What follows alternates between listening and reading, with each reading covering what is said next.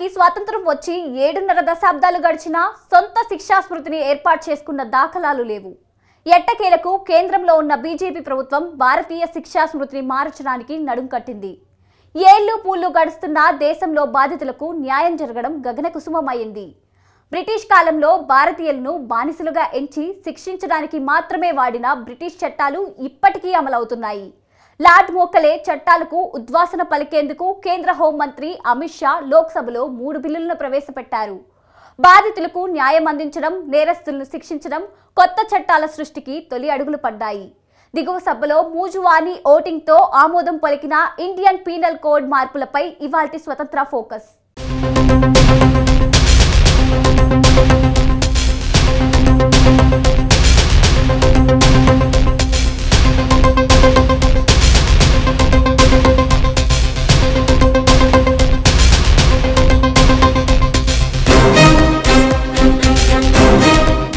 మన దేశ నేర సంబంధిత న్యాయ వ్యవస్థలో కీలకమైన మార్పులు తెచ్చేందుకు కేంద్రం సంసిద్ధమైంది.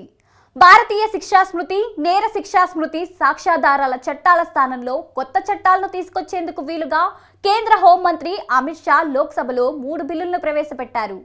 మన దేశ న్యాయ వ్యవస్థలోని ఐసీసీ సెక్షన్స్ ని బలోపేతం చేయాలనే ఆలోచన వెనుక కీలకమైన అంశాలే దాగున్నాయని న్యాయ విశ్లేషకులు భావిస్తున్నారు. ఏళ్ల తరబడి న్యాయస్థానాల్లో మూలుగుతున్న కేసుల్లో బాధితులకు న్యాయం జరగాలంటే కష్టమే. ఈ నేపథ్యంలో కేంద్ర హోంమంత్రి అమిత్ షా బిల్లుల ప్రవేశం, ఆమోదాలు వెంటనే జరిగిపోయాయి.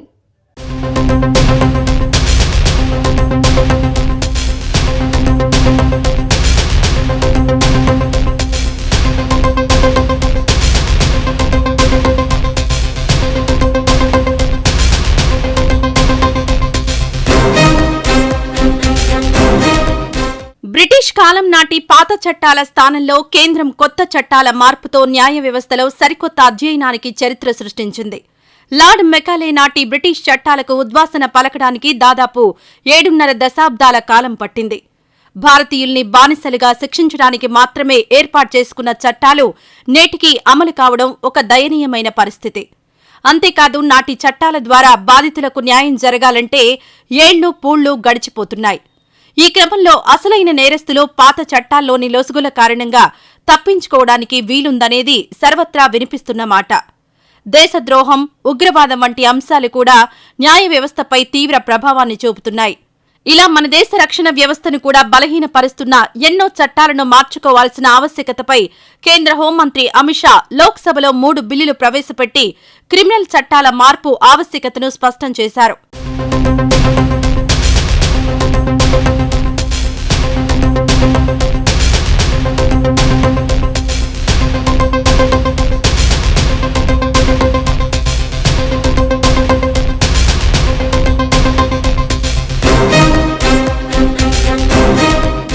దేశంలో నేర న్యాయ వ్యవస్థను మార్చేందుకు కేంద్ర హోంమంత్రి అమిత్ షా లోక్సభలో 3 బిల్లులను ప్రవేశపెట్టారు.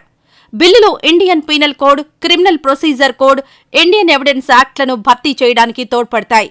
కొత్త బిల్లులతో ప్రభుత్వం న్యాయం కాదు, శిక్షను నిర్ధారించడమే లక్ష్యంగా పెట్టుకుందని లోక్సభలో వాటిని ప్రవేశపెట్టిందని అమిత్ షా అన్నారు. भारतीय न्याय संहिता जो आईपीसी को रिप्लेस करेगी, इसमें अब पहले 511 धाराएं थी, इसकी जगह 356 धाराएं होगी. 175 धाराओं में बदलाव हुआ है, 8 नई धाराएं जोड़ी गई है और 22 धाराएं निरस्त कर दी गई. भारतीय साक्ष्य अधिनियम जो एविडेंस एक्ट को रिप्लेस करेगा, इसमें 170 धाराएं होगी, पहले 167 थी. 23 धाराओं में बदलाव किया है, 1 धारा नई जोड़ी गई है और 5 धाराएं निरस्त.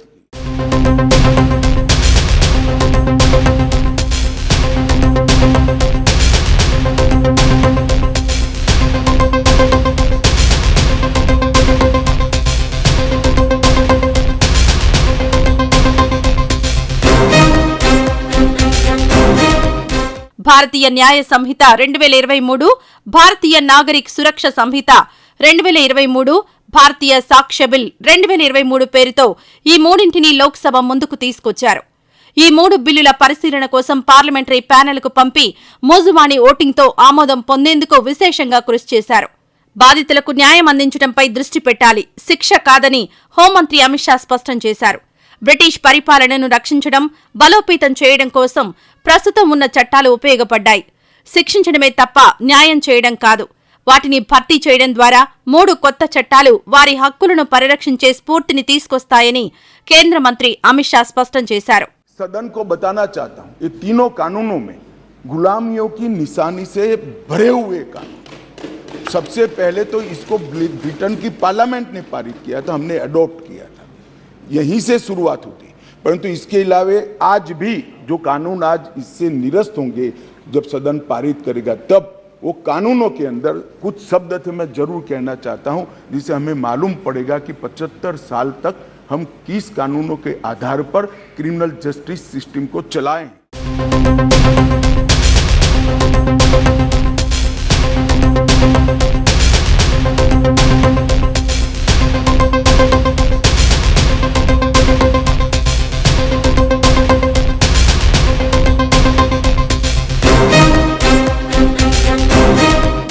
దాదాపు 97 మంది ప్రతిపక్ష సభ్యుల సస్పెన్షన్తో ఖాళీ బెంచీల వరుసల మధ్య జరిగిన బిల్లులపై చర్చకు సమాధానమిచ్చారు కేంద్ర హోంమంత్రి అమిత్ షా.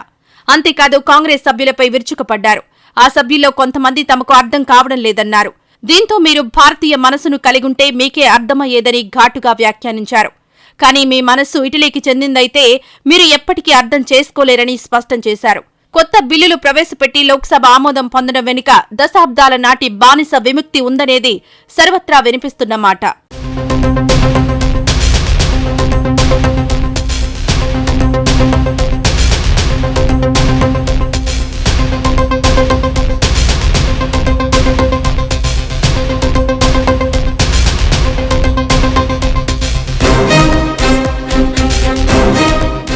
భారతీయ ప్రతిపాదిత చట్టంలో దేశద్రోహం అనే పదం లేదు.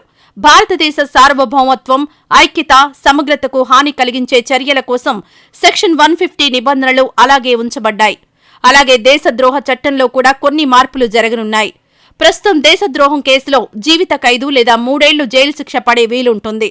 భారతీయ సంహిత సురక్షా బిల్లు ఆమోదం పొందడంతో సెక్షన్ 150 ప్రకారం దేశద్రోహానికి ప్రస్తుతం ఉన్న 3 ఏళ్ల శిక్ష స్థానంలో 7 ఏళ్లు పెంచాలన్న లా కమిషన్ ఆఫ్ ఇండియా చేసిన సిఫారసులను స్పష్టంగా పరిగణించింది.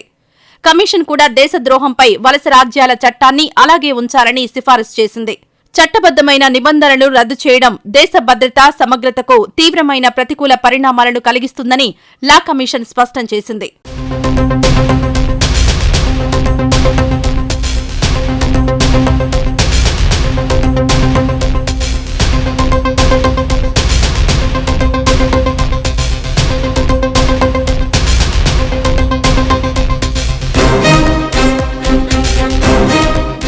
అలాగే మూక హత్యల కేసులో ఉరిశిక్షను అమలు చేయడానికి చట్టాలు బలంగా బిగుసుకుంటున్నాయి. జాతి, కులం లేదా సంఘం, వ్యక్తిగత విశ్వాసాలతో మూక దాడులు జరిపి సామూహిక హత్యలకు పాల్పడితే అటువంటి సమూహంలోని ప్రతి సభ్యునికి మరణశిక్ష విధించబడుతుందని కొత్త చట్టాలు చెబుతున్నాయి. యావజ్జీవ కారాగార శిక్ష లేదా 7 ఏళ్ల కంటే తక్కువ ఉండని జైలు శిక్షతో పాటు జరిమానా కూడా పడుతుందని కొత్త నిబంధనలు పేర్కొంటున్నాయి.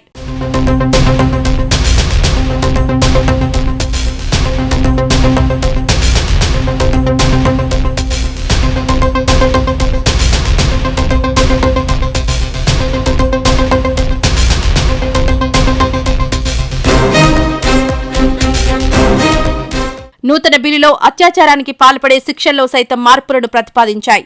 మైనర్లపై అత్యాచారానికి పాల్పడే వారికి మరణశిక్ష విధించే నిబంధనలు ఉంటాయని అమిత్ షా లోక్సభలో ప్రకటించారు. జీవిత ఖైదు అనే పదాన్ని సహజ జీవితానికి జైలు శిక్ష అని నిర్వచించారు. 10 ఏళ్లకు తక్కువ కాకుండా కఠిన కారాగార శిక్ష విధించబడుతోంది. అయితే ఇది యావజ్జీవ కారాగార శిక్ష వరకు పొడిగించవచ్చు. దీంతో పాటు జరిమానా కూడా విధించబడుతుంది. అత్యాచారానికి గురైన వారి గుర్తింపును బహిర్గతం చేసినందుకు శిక్ష విధించే నిబంధనలు కూడా ఇందులో ఉన్నాయి.